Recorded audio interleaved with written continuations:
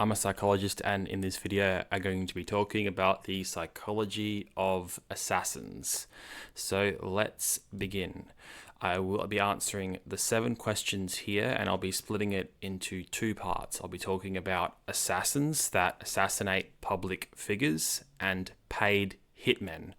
So you can think of the assassins like more politically motivated type individuals, which differs a little bit from sort of paid hitmen. So the 7 questions are as follows. Are they born as a person born an assassin? Are they born a hitman? Question 2 is what drives them to do what they do? Question 3 is how do they rationalize each mission? Question 4 is are they psychopaths? Is there any mental illness? Question 5 is what happens after the first kill? Question 6 is, can they leave or be diverted from their missions? And question 7 is, what are the early warning signs? So, part 1. Here is the pathway of becoming a hitman as per the psychology research. Now, of course, it's never this clean cut. It's never step 1, step 2, step 3, step 4.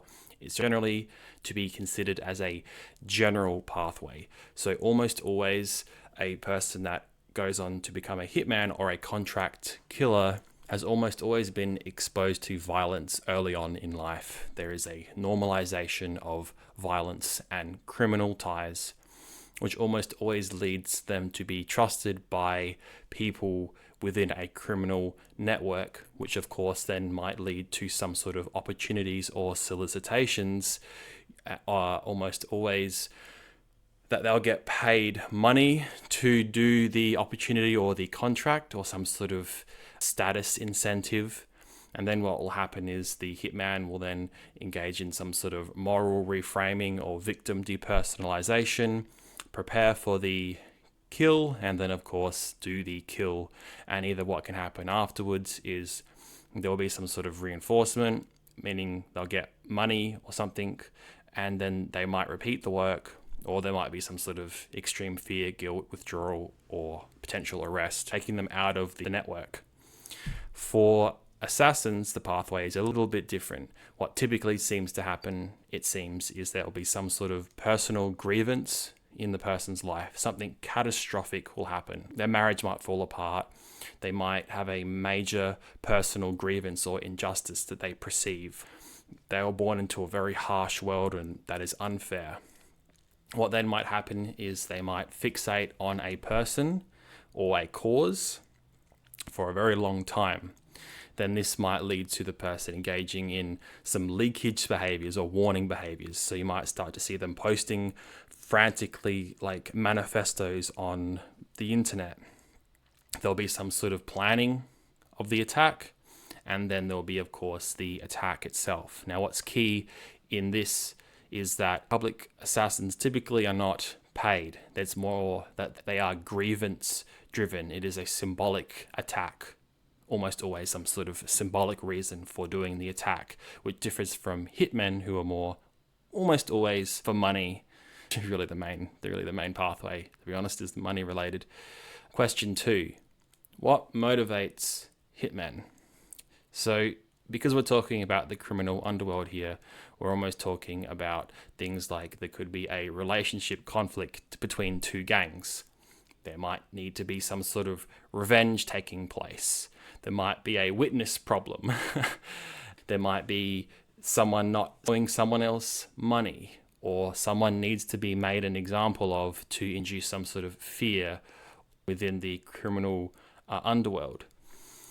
So what's key here is that the acts are usually instrumental. They're not driven really by pleasure for the individual hitman. It's almost always they're like a cog in a bigger wheel within the criminal network or the criminal underground. For assassins, for public figure assassins, the motive is usually something in the realm of they might feel as if they need to resolve a major personal grievance through a symbolic action of humiliation, or they might perceive injustice. So by attacking the individual, they are creating a symbol of revenge or justice seeking.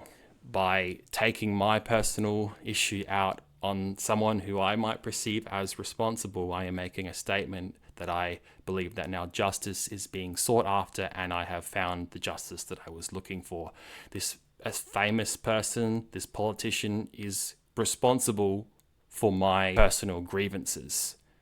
So that motivates the attack. It's usually framed as a statement or a mission, not necessarily a paid service. A little bit different from the motive is how do they actually rationalize doing what they do. So for hitmen, how do they come to terms with what they're doing?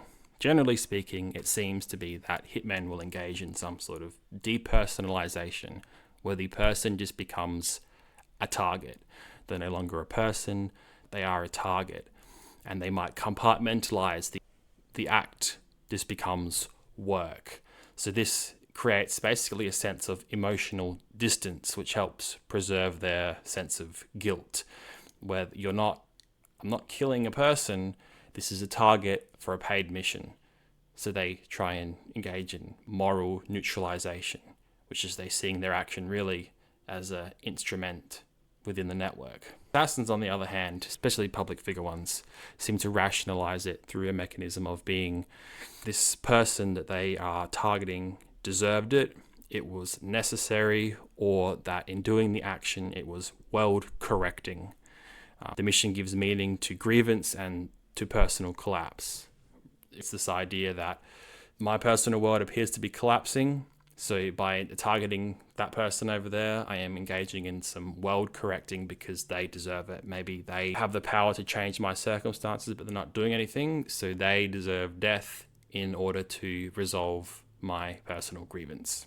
So the idea is that it becomes basically a part of the person's identity, and they see it as a commission for a higher purpose. Question 4. Are hitmen psychopaths or mentally ill? So interestingly, the research is a bit mixed on this one, and for the most part there seems to be no reliable evidence that hitmen are psychopaths. Some may show antisocial traits like callousness, substance use, or personality disturbance, but things like delusions or psychosis seem to be less paramount in the hitmen realm, which contrasts to assassins, where there is almost always not almost always, but there is more likely to be a serious mental health disorder. So many non-terrorist samples show high rates of psychosis or delusional beliefs, and they also show high levels of fixation, meaning, and what this also sort of means is that for the most part, the attacks are planned. There's a planful attack that will occur. It's not random. It's almost never random. It's usually for some higher meaning or higher purpose, linked sometimes to delusional or psychotic beliefs. Part 5. What happens after the first kill? Well, for hitmen, mostly some are reinforced by payment, so they just get their payment, they get the money, they might get some status from the network, and they might either repeat or try to leave. Some might develop a sense of fear, guilt, hypervigilance. Some even might develop intrusive memories, or there might be some sort of withdrawal altogether. Repeat, so the mechanism that seems to predict whether they will continue the killings is the degree of emotional distance from the attacks. If they see the person as just the target and it's just work and doesn't seem to overly traumatize them, then they'll probably continue.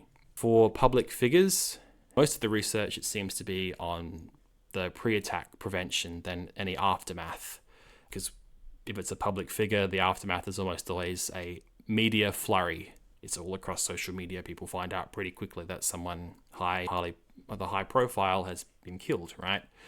So usually after an attack, there's of course some sort of arrest if the person is still alive, and possible psychiatric management of their conditions, and obviously legal process, court, and eventually most likely jail if they can manage to catch the assassin before they decide to end their life, because that's quite common as well. Question 6. Can they leave? So can hitman leave the world of the hitman? It depends. because they have to face things like retaliation risk and secrecy issues and income loss, and it could be stigma and old criminal contacts coming after them or recontacting them.